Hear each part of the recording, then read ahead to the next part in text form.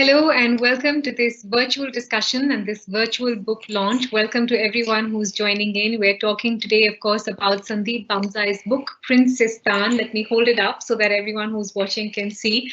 The intrigues of Rajas and the plots of Nawabs, the deceit and duplicity by the then British Prime Minister Winston Churchill, and in the backdrop of that, a nation that was pushing through and pulsating with energy to achieve its independence. I know it sounds like a Netflix plot, but it isn't. This is real life, and this is what our nation lived through many years ago. It has been written and painstakingly researched by renowned journalist and self confessed news junkie Sandeep Bamzai. I'll just give you a little bit of an introduction before I get the authors in, and of course, we inaugurate the book formally. It chronicles a plot among some of India's powerful princes to create a third dominion called Princestan, hence the name of the book, where the 565 princely states would basically stay outside the ambit of the two free states being included. And that was something the British could have their leg in with.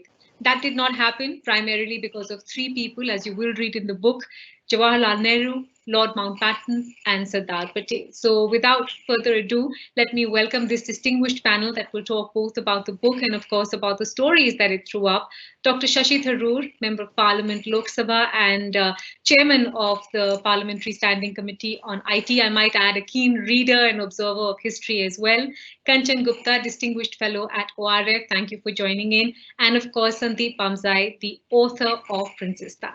So much to talk about. Thank you very much for making time out. But Dr. Tharoor, if I could start by asking you to formally launch the book, and then we can move from there.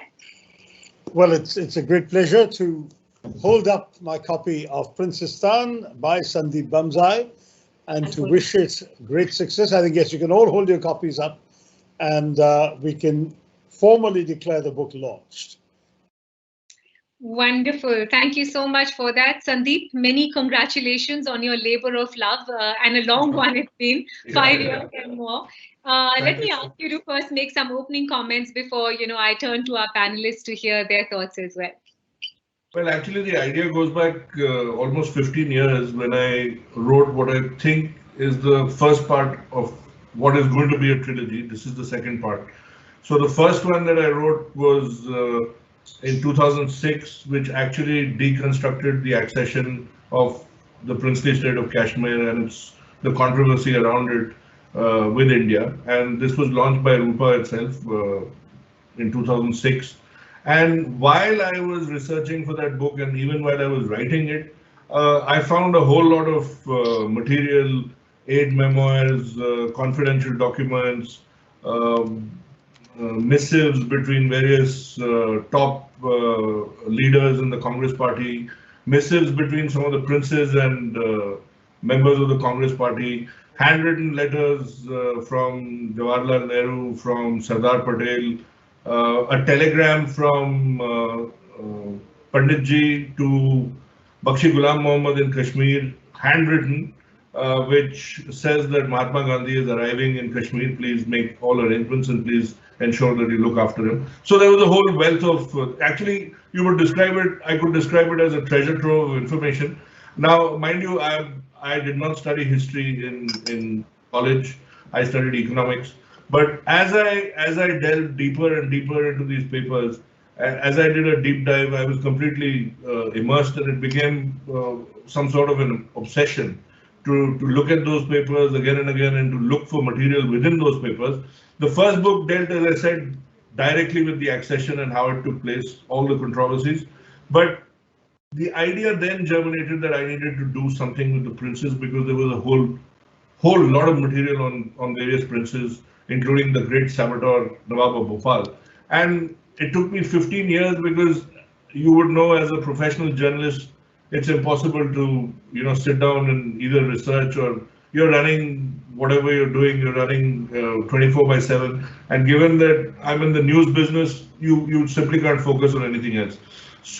So in 2015, I got an opportunity where I thought once again I could take a sabbatical and research for this book and then write the book. ORF was kind enough at that time to give me a fellowship. and I did a lot of work at Nehru Memorial and ORF to put the basic text together or the basic research together, because even if you have documents and aid memoirs and missives, etc., you need to corroborate every single aspect, because you can't go wrong with history. You can interpret it the way you want, but you have to be focused as far as the research is concerned.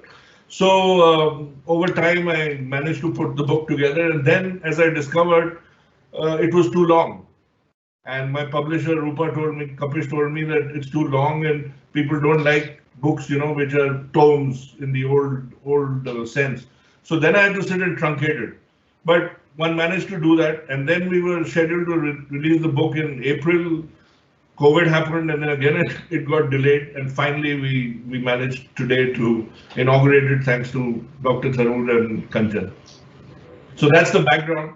But believe me, as a self-obsessed historian, if I could call myself that now, this one was, I've done 4 books in the past, but this one was, something else, because there are so many aspects that are not even reflected in Panditji's biographers and their work. So if you read Frank Moraes, or if you read Sarvapalli Gopal, or if you read several other people who have written on Panditji or Sardar Patel, or even Mountbatten and his own biographer, this particular strand of thought does not exist in any of those books. And the closest would probably be Leonard Mosley, who wrote about the princes, and 1 or 2 others. But the role that each one of this holy trinity, as I call them, Brahma, Vishnu and Mahesh, is like staggering.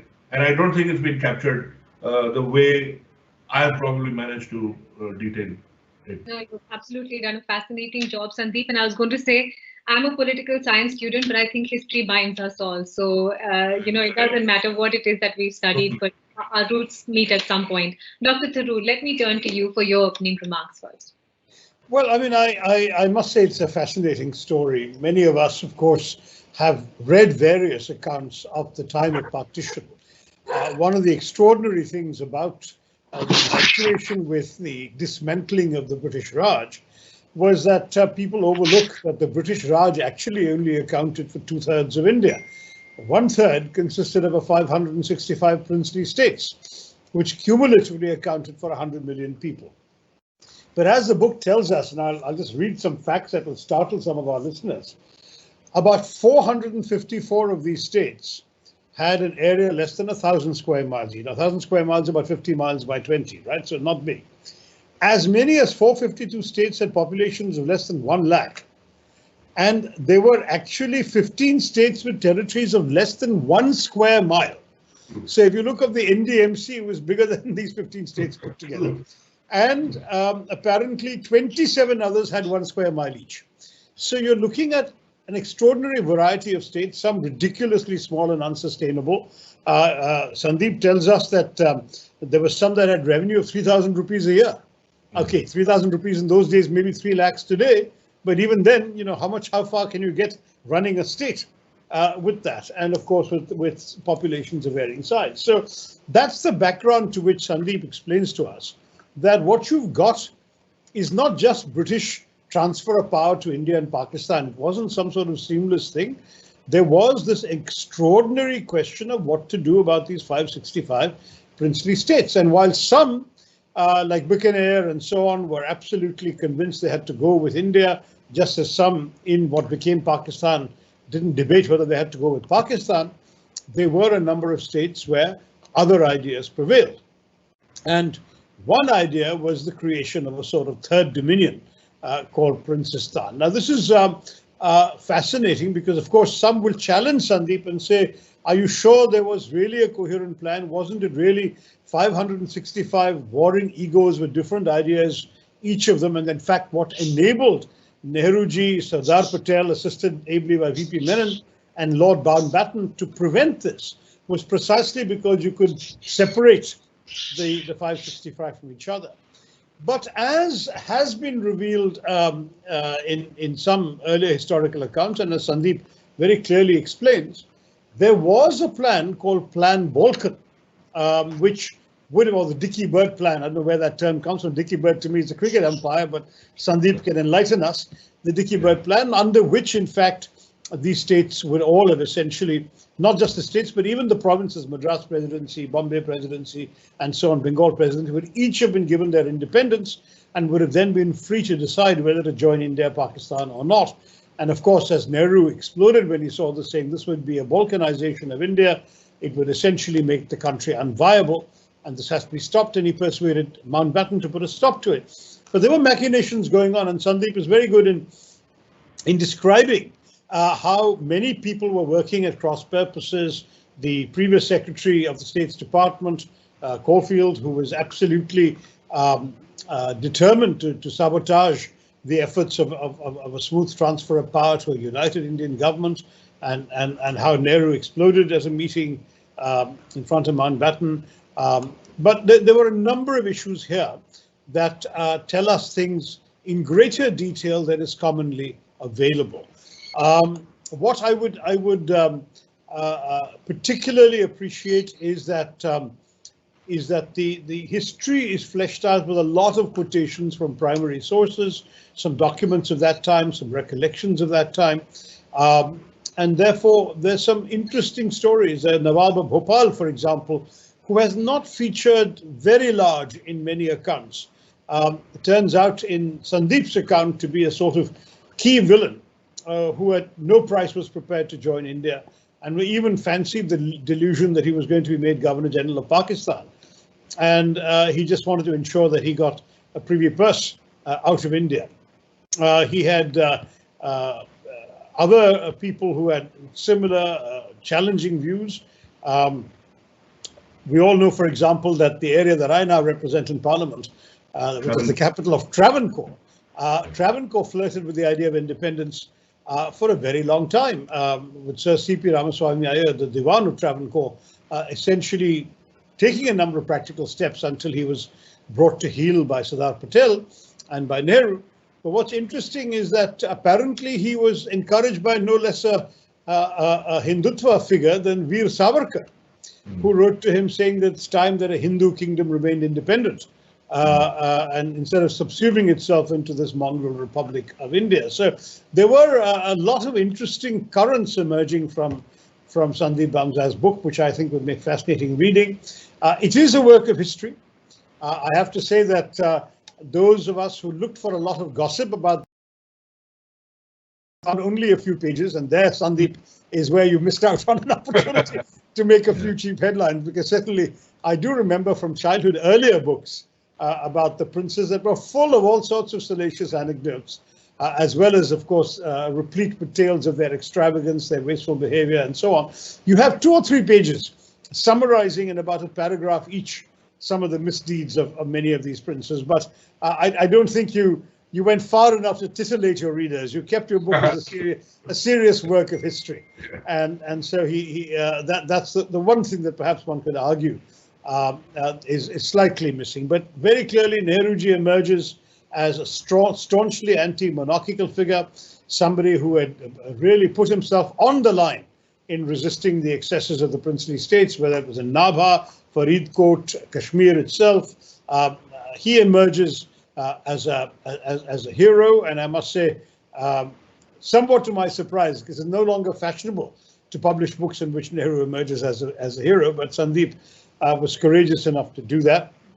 Sardar Patel comes out as a tough figure, telling Mountbatten that he has to deliver the princely states, but he has to bring all 565 of them. He wants all 565 apples in his basket, and if a couple of apples are missing, he may not accept that kind of conversation.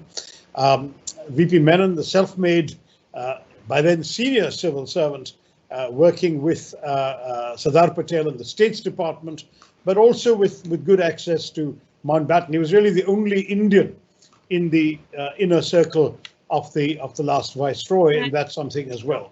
Apples did go into the basket, yeah. That's right. So pretty much everything went in.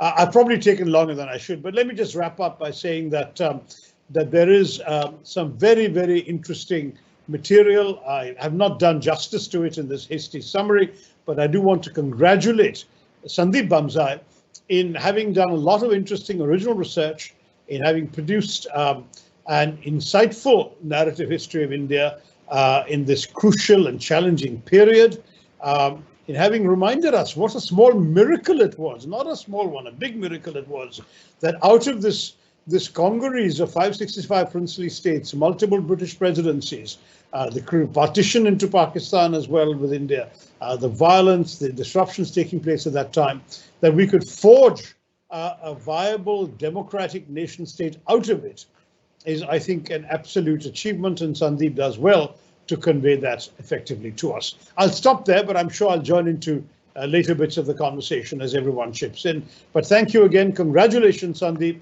Thank you so much. Best wishes for the success of this book. Thank you. Thank you, Dr. Tharoor. And as Sandeep said, this is part 2 of a trilogy, so perhaps the gossipy bits are saved up for book number 3. Right. Kanchan, let me turn to you for your opening comments on the book and what your thoughts were as you read through it. Thank you, Mithali. Let me begin by complimenting Sandeep for putting together a book that looks at one aspect of the unification of India, which has by and large gone unnoticed.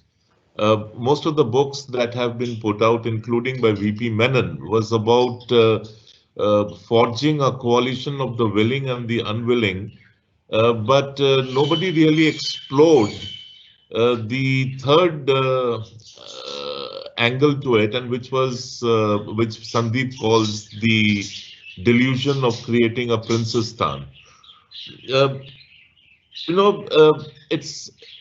I personally would not want to see the princes being encouraged to strike out on their own as some grand conspiracy against the nascent state of India. There was a certain amount of old-fashioned, I would argue there was a certain sense of old-fashioned, perhaps it's not the right word, but some sort of an affiliation to the law. These states, the 565 states, were quasi-sovereign states, and their suzerainty, they did not have sovereignty, but their suzerainty lay with the British Crown.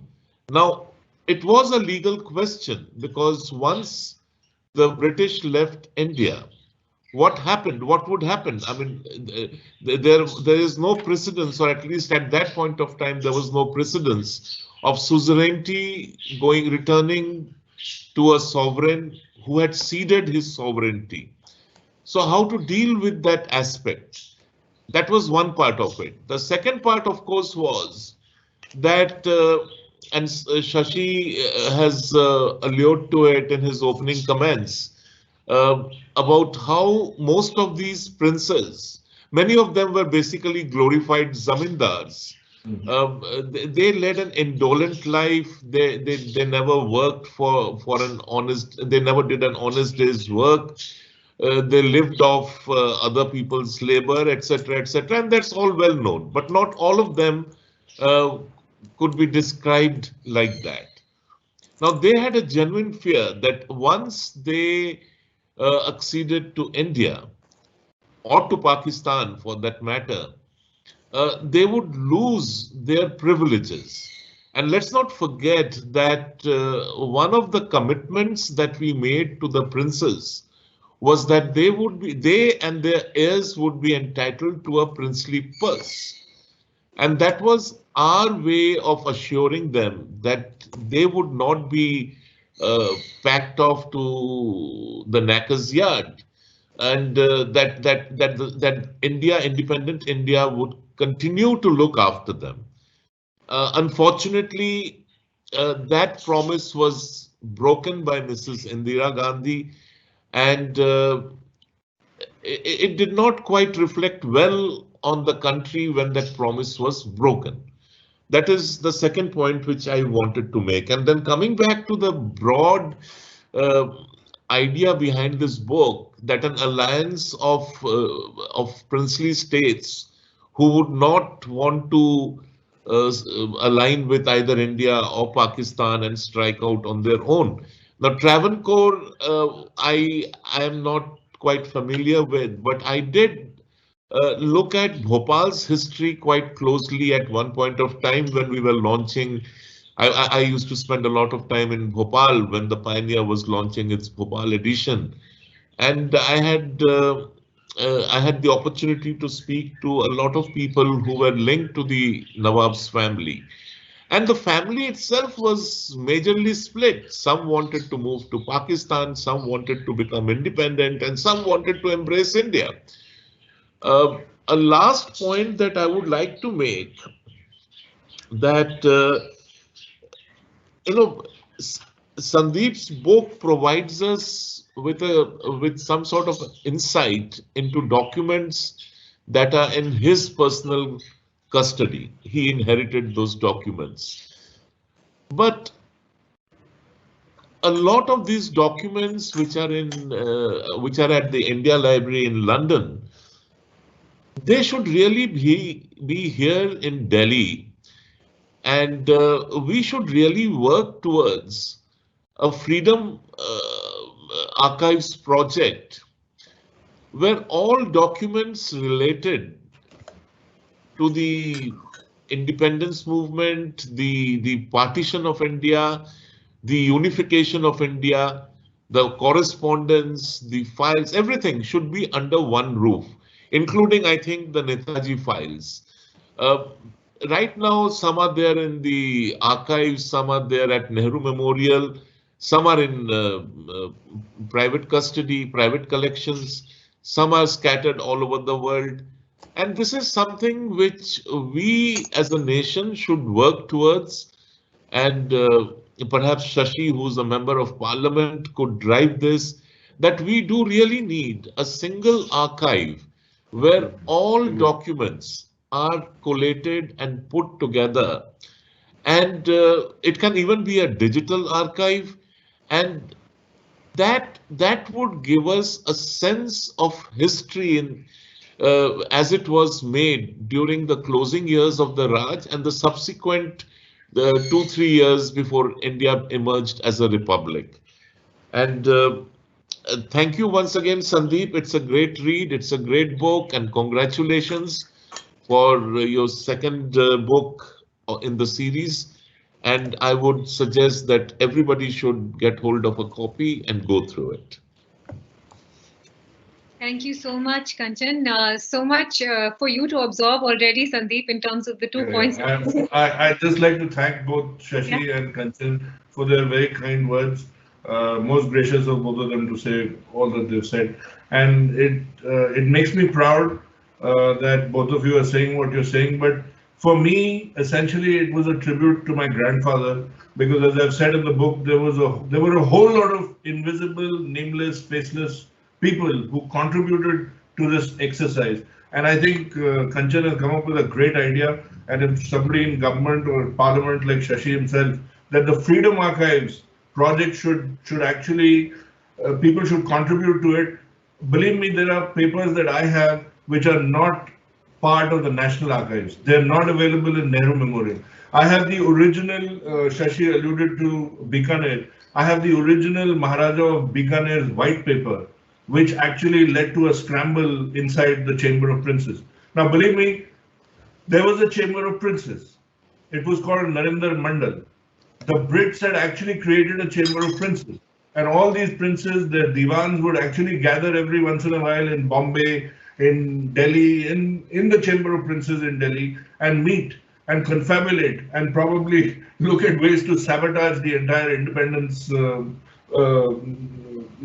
movement. So this is an excellent idea which Kanchan has come up with. And if people in government could also look at a project like this, where all these papers are put under one roof, and probably 20-30 researchers could sit down and actually look at various facets of the independence movement, because there's a whole lot of stuff which is still not known completely.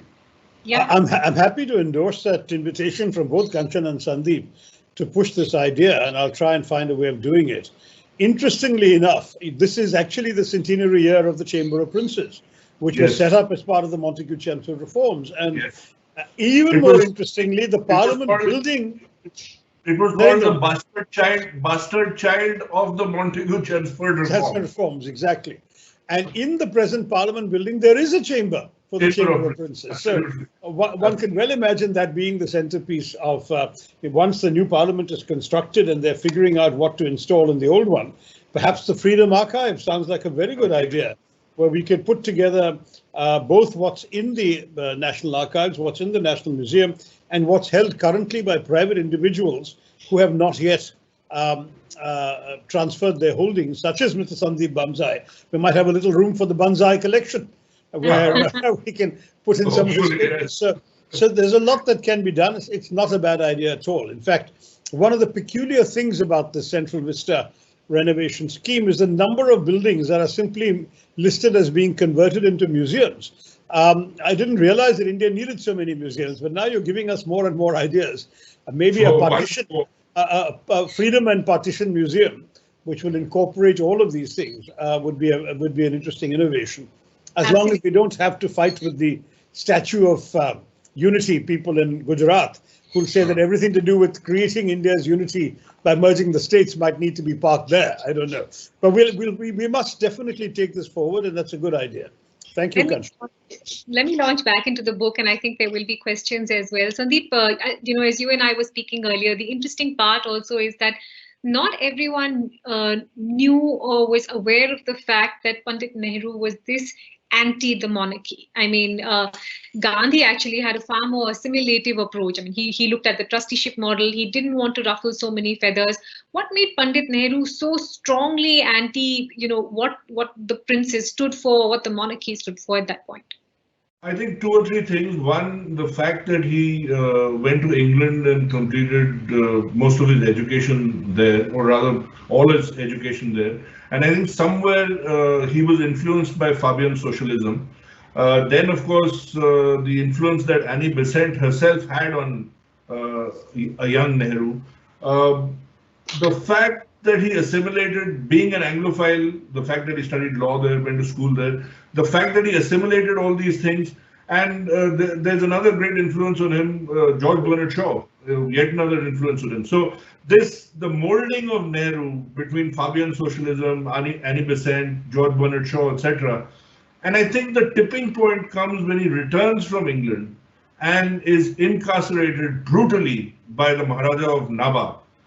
In as early as 1923, there is this brutal prison sentence that is awarded to him, and he simply, it brutalizes his psyche. And Motilal Nehru has actually needs to go to Nabha to get him out of the clutches of the Maharaja of Nabha, because it was repressive. And I think for most part, and later you'll see in his writings, as far as discovery of India, etc. is concerned, you will find that is probably the tipping point as far as anti-monarchical mindset is concerned.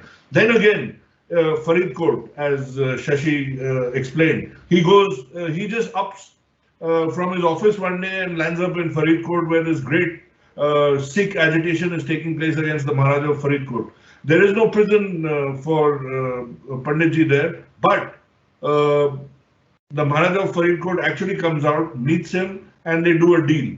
Now imagine Zail Singh is leading that agitation, a man who goes on to become the Home Minister of India and then subsequently the President of India. And then, of course, one very important tipping point, and probably the ultimate tipping point, is the way the Maharaja of Kashmir treated him at Domel, where again he was imprisoned, primarily by the Prime Minister Ramchandra Kak. And it is only Rafi Ahmed Kidwai who sends a telegram to Nehru and says that you cannot be spending all your time in Kashmir in a jail. You have to come back because there's so much to do as far as the independence movement is concerned. And Nehru returns reluctantly. Nehru has gone there to fight as a lawyer for Sheikh Abdullah, who is imprisoned for sedition by the Maharaja of Kashmir. When Nehru returns, he does a press conference in which he says, and I've mentioned that in the book, he says that the whole of India is my country. No, there is no place in India where I should be prevented.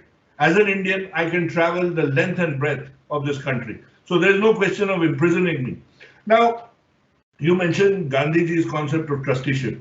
Gandhiji, given that he was very close to the Thakur of Rajkot, the Thakur of Rajkot was a despot, but the Thakur of Rajkot was equally smart. So whenever Gandhiji would go to Rajkot, he would leave his throne and sit by his feet and let Gandhiji sit on the throne of Rajkot. And he had a very vile and obnoxious individual functioning as his prime minister, who was a real nasty piece of work.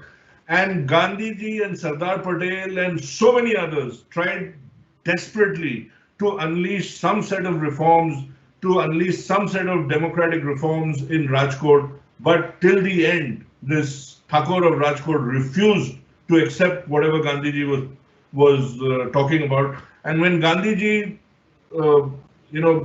completely in his mind, he's defeated, vanquished, returns, he writes an editorial in the Harijan, where he says that Mahatma Gandhi, or I, Mohandas Karamchand Gandhi, has been defeated, vanquished by this Thakur who simply didn't listen to me. So there are various facets to this, and various people. Kanchan alluded to the Nawab of Bhopal. The Nawab of Bhopal, as Shashi rightly said, was promised the Governor Generalship of Pakistan by Muhammad Ali Jinnah, and Jinnah wanted him to be that point person who would balkanize India by bringing a section of the princes so that he would have, like Bangladesh existed or East Pakistan existed, you would have Hyderabad or Bhopal or Travancore, which was not part of India but probably with Pakistan. Kashmir, of course, remains the most controversial accession even till date. But I think I would describe this as a relay run. Nehru, who is completely anti-monarchical in his mind, he despises the princes, and in fact there's a conversation between a section of the princes and Sardar Patel, which again I have mentioned, where these princes say, please don't let us deal with this man because he simply doesn't listen, and we would prefer to deal with you. Now this flies in your face. You would think that, Sardar, it is Nehru who they say we cannot have a conversation with him. They actually said so. We cannot have a conversation with this man. You talk to us.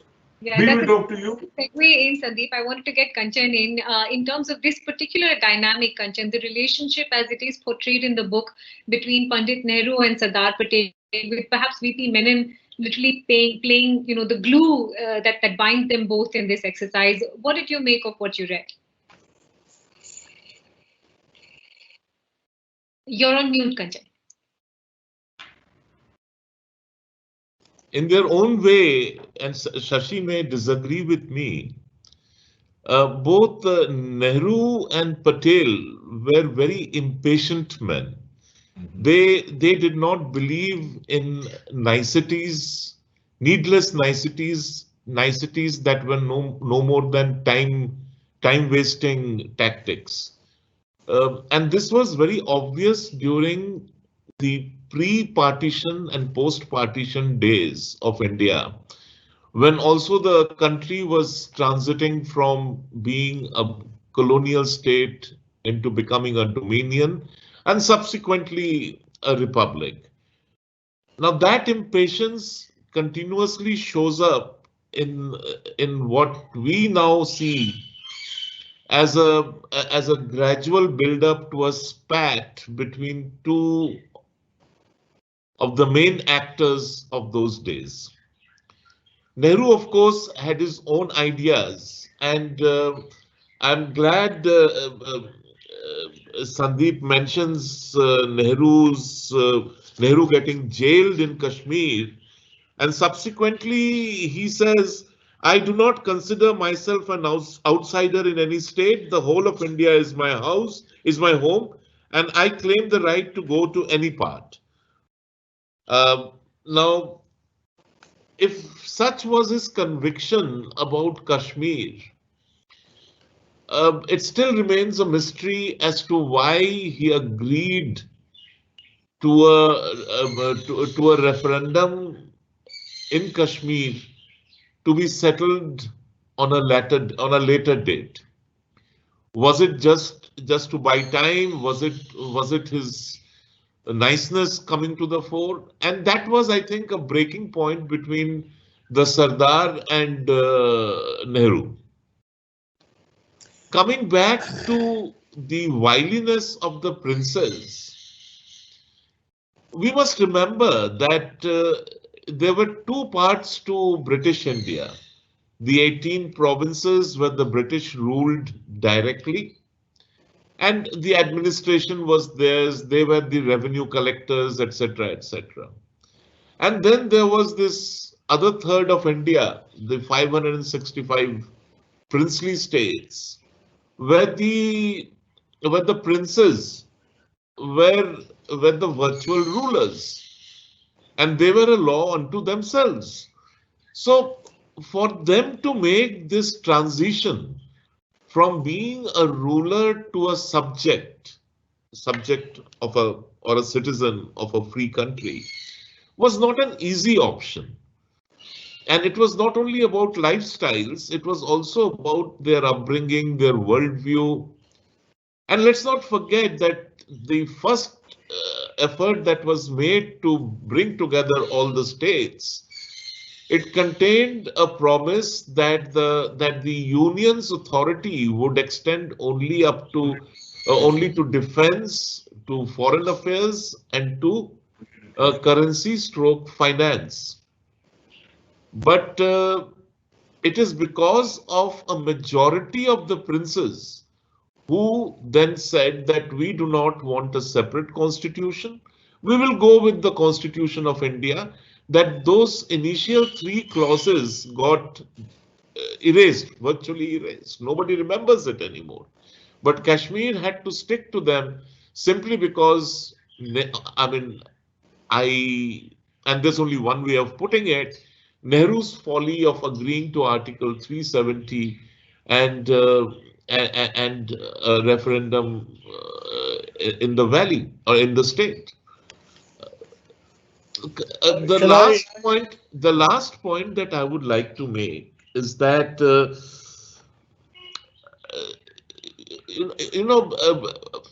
one of the reasons why we are a union. India, it's the Union of India. It is not the Federal States of India or the United States of India or the Federation of India. Simply because the founding fathers of the Republic, they actually believed that for the nation to be one, it has to be a union. It cannot be a federation. It cannot be a federal arrangement. And this is something which is very relevant today, increasingly so, when we hear our politicians across the platform talking about, federal values, federal politics. We are not a federal system. And there was a very good reason why we chose not to become a federal system. And that is because there were and there will continue to be conflicting interests. There will continue to be subnational interests, and there will continue to be differences which need to be papered over, which need to be tied together, which need to be sort of sealed. And those cracks need to be sealed, and that the only way to do that would be to make the union stronger. And I am personally convinced that the founding fathers of the Republic were wise men and wise women. We did have women in the Constituent Assembly, and they did the right thing, and the unification of India is reflected in the rightness of their thinking. Oh, there's a lot there that I'd like to react to, if I may.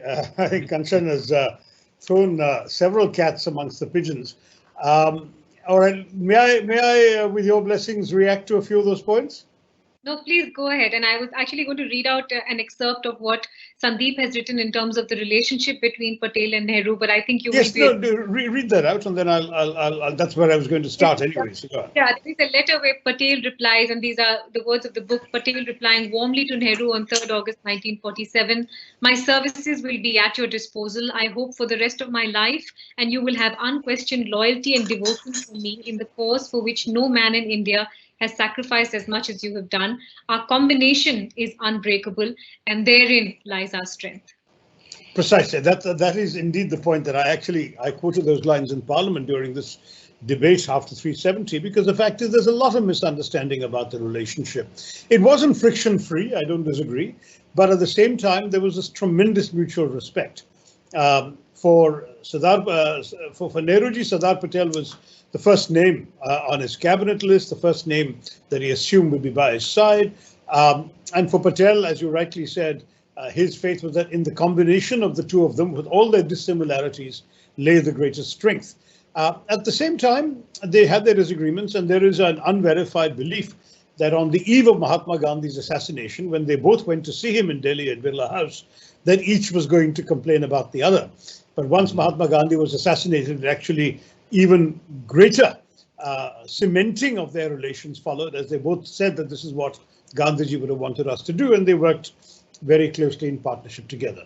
Which brings me to Article 370. It's simply not right to ascribe this entirely to Nehru, because the discussions that took place, which were basically amongst Nehru, Sardar Patel and Sheikh Abdullah, that led to the drafting of Article 370 and its incorporation in the Constitution, were minuted by a minister without portfolio, who was de facto the Minister for Kashmir, Gopalaswamy Iyengar. And the records have survived, which show that at every stage Sardar Patel was privy to the decisions. And when the final decision to send Article 370 to the Constituent Assembly was taken, Iyengar forwarded to Patel with a note saying the Prime Minister does not want to take any further action on this without your approval. And it was only on Patel's approval that 370 was finalized and sent to the Constituent Assembly. So this kind of revisionist history that Nehru threw away Kashmir by agreeing to 370 and Patel would have staunchly opposed it is simply not accurate. The facts don't bear it out. In fact, what is worse from the point of view of those who argue those things is that actually Patel in the early days, immediately after independence, when there was still a holdout involving three princely states, Junagadh, Hyderabad and Kashmir, actually Patel was even prepared, and this is on the record, to do a swap, keeping Hyderabad and letting go Kashmir. Patel felt that it was far more important to India's survival and viability for Hyderabad, with its sprawling lands bang in the middle of the country, to be absorbed than Kashmir, on which he felt, partially because of partition and the perception of many that an entire community had seceded, he felt much less strongly than Nehru did about Kashmir. But Nehru, of course, would not even dream of it. And don't forget, Sheikh Abdullah had been the head of the All India States People's Congress, the Congress Party gathering that actually connected the popular movements in the princely states, where you actually had a situation where the Congress Party arrayed itself very clearly against the monarchs, whereas the Muslim League had a far more cozy relationship with Muslim monarchs, Muslim princes throughout the country. And many of the Nawabs were actually major financiers of the Muslim League. In the case of the Congress Party, they had not one good relationship with one Nawab. Because of the Fabian socialism, perhaps, that Sandeep Bamzai alluded to, the Congress was throughout arrayed against the monarchs and had created a body to bring together the anti-monarchical movements within each state. And that's where Sheikh Abdullah and Nehru made very close common political cause. So for all of these reasons, I tend not to look at things the way in which Kanchan has done. The question of Article 370 is indeed an interesting one. I think Kanchan raises a very valid question. If that kind of choice was not seriously taken for all the other states, why was it for Kashmir? And the answer is, Hari Singh, the Maharaja, actually insisted on these three things. It was what he described at the time as a limited instrument of accession. He was only acceding for defense, foreign affairs, and communications. I'm not even sure if currency was in Kashmir's list, but it was communication, defense, foreign affairs and communications. But when Hari Singh, in any case, was eventually deposed and young Karan Singh as a teenager acceded, that was no longer the obstacle. It was Sheikh Abdullah as the leader of the unquestioned most popular movement in the state, and a man who was very much with the Congress party in all of its negotiations. It was Sheikh Abdullah who argued for this, and Nehru and Patel, as I insist, both of them in the conversations came in on this. On the final point that I want to react to Kanchan making about the plebiscite, or he calls it a referendum, it's actually plebiscite. The reason that Nehru cheerfully acceded to that is that if the plebiscite had taken place when it was planned in 1948, India would have won hands down. See, you have to remember the conditions in 48 and when peace was declared by the UN. Pakistan was in what the UN declared to be illegal occupation of 1/3 of Kashmir. And the resolution passed by the UN had 3 steps. Number 1 was that Pakistani forces would all withdraw. Number 2 was that India would trim down, but not fully withdraw, because the state had acceded to India, so India had a sovereign legal right to be there. And then number 3, a plebiscite would take place. Now, if the Pakistanis had withdrawn then, they would have lost their territory because the plebiscite would have gone for India. Remember that the Pakistani raiders had conducted so much of rape, loot and pillage that the public were very hostile against them, and Sheikh Abdullah had whipped up passions against the Pakistani raiders, and the contempt for Pakistan in Kashmir in 48 was vast. So it was not such a foolhardy decision as it may seem to you today, when perhaps popular sentiment for the last 20 odd years, 30 odd years has headed in a different direction. In 48, Pakistan, under the UN resolution, Pakistan would have withdrawn immediately and fully. India would have had to reduce some forces, but it certainly would have left enough to protect the state from invasion. And there would have been a referendum which India would have won handily and confirmed the accession. So what's not to like about this deal? This is why Nehru accepted it. Let's not always look at everything from the point of view of today's politics and today's realities and forget the context within which the people of that time were taking the decisions they were taking. Okay. Mithali, if I can. I'd just like to pivot to the author for a second. Mithali, just a 30-second, quick response. I'll come back to you. Just a 30-second quick response, and then it's over to you. Okay. One, I doubt if anybody believed that Pakistan would vacate the territory, 1/3 of Jammu and Kashmir, which it had come to occupy. So there really was no reason to agree to the UN mandated plebiscite. But even before the plebiscite, even when the accession was on the verge of being completed, at that time also there was talk of referendum, and there is enough reason to believe that Pandit Nehru was party to that talk. I am not holding it against him. He must have felt it necessary in his wisdom. So it really is not the big issue over here. What I would like to contest, however, is Shashi's claim that Sheikh Abdullah was the undisputed leader of the undisputed movement. That is not quite true. You also had the Praja Parishad movement, and the Praja Parishad movement had very little love lost either for Maharaja Hari Singh or Sheikh Abdullah. And Okay. that is a fact which also needs to be considered. These are the 2 points I needed to make. Thank you. Okay. I want to do is pivot to the author because he is the one who's been privy to the papers. Okay, but just one factual point. Praja Parishad was confined to Jammu, and in the valley it had no presence whatsoever. No. But we can have that conversation separately. Sandeep, let me turn to you. This has taken a left turn, become a Kashmir conversation from a Princestan conversation. Tell me what it is that you found in your papers. And I think we haven't even talked about players like Winston Churchill and Jinnah, who were, playing another different role in this whole thing.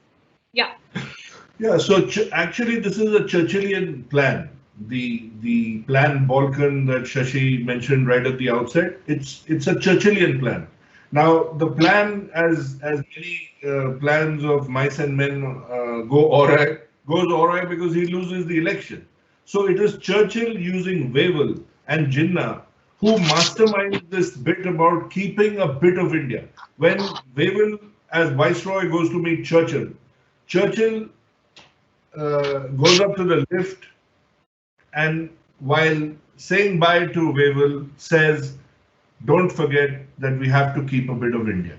Now, Churchill loses the elections. Clement Attlee becomes the Prime Minister of Britain. Clement Attlee works on a different tangent. He appoints Lord Louis Mountbatten as the new Viceroy, who in his own mind is looking at an abbreviated timeline, arrives in 1947, March 22nd, if I'm not wrong, decides that independence should be granted to the two dominions by June 30th, 1948, and then bridges it further and actually gives independence and decolonizes India by August 1450. Now, Churchill has, right through this narrative, you will find that Jinnah is corresponding with Churchill directly through a post box which is controlled by Churchill's secretary. And all this is part of the documentation that I have. And it is Churchill at every twist and turn, being a monarchist himself, who refuses to accept that India should be decolonized. Of course, the elections turn the entire thing on its head, and we know that independence takes place. But Mountbatten himself, when he comes to India, realizes that this is not an ordinary situation. He has to deal with the Muslim League, he has to deal with the Indian National Congress, and within the Indian National Congress, he has to deal with three different ideologies of a kind. So there is Gandhiji, there is the Sardar himself, and there is Nehru. So the first thing that Nehru, in one of the earliest conversations, asks Mountbatten is, do you have plenipotentiary powers? And Mountbatten says, when Mountbatten says yes, then Nehru goes on to engage him further. I'll just give you a bit of history. It is Edwina Mountbatten who tells, VP Menon, who summons VP Menon and says, are you aware that Lord Mountbatten is in Shimla? Yeah. So he says, no ma'am. Are you aware that Nehru is in Shimla? So he says, yes. So she says, both of them are there. This Dicky Bird plan that Mountbatten has floated, I know is not acceptable to Nehru. Go to Shimla, talk to both of them. Menon arrives in Shimla, meets Nehru, talks to him about the Dicky Bird plan. Nehru simply, just fulminates against it, says that this plan is a non-starter. Goes to Churchill with Nehru's ideas, goes to Mountbatten with Nehru's ideas. Mountbatten accepts Nehru's ideas.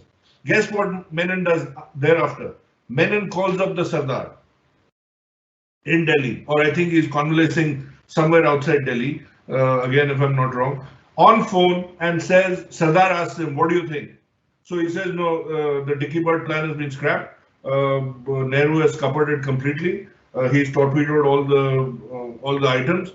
But Mountbatten has accepted most of what Nehru has said, and I think we've got something going. And what do you think? So he explains everything. Patel then greenlights the plan. That is how independence actually comes about. Finally, it's that simple. But I just want to take you back to the Nehru-Sardar split, and I just want to show you something.